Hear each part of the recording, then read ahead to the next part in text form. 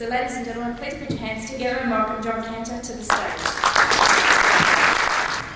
This is me in a rescue helicopter on the 4th day of what was meant to be a 2-month expedition. I'd no one to blame but myself, and I really hated myself for it. But not just that year, both of the years following as well. I failed 3 times with my dream of traversing the Brooks Range solo.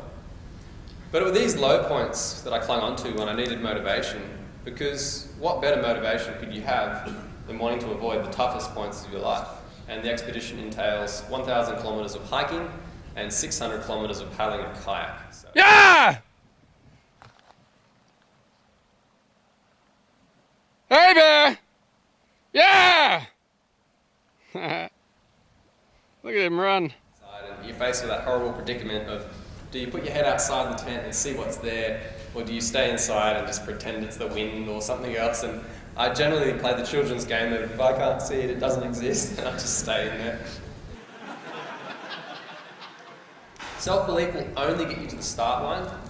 If you want to get to the finish line, you need well-directed hard work and determination. And after that, I stepped away from Alaska with no immediate plans to return. Collectively, I'd lasted 8 days, over 3 attempts at what was meant to be a 2-month expedition. I sat down and I said to myself, I can't traverse the Brooks Range. What do I have to do to be able to do it? I stopped believing that I would, and I started believing that I could. I hadn't earned the right to cross the Brooks Range because I hadn't worked hard enough.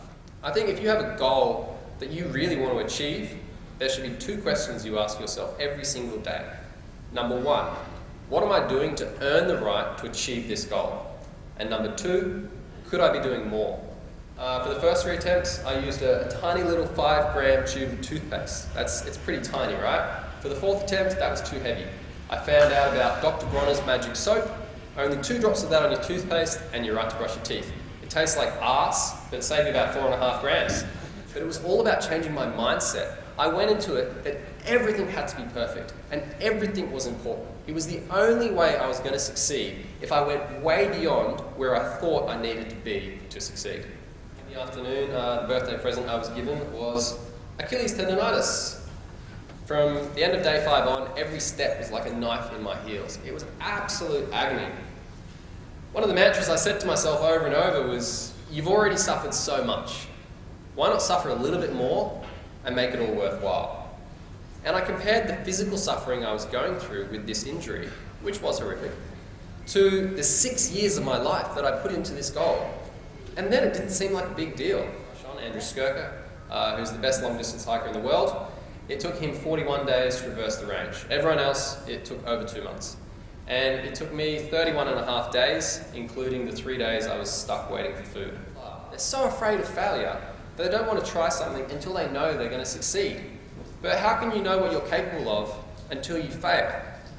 And even then, failure is not the end. It's just another opportunity to set out and achieve your goal again.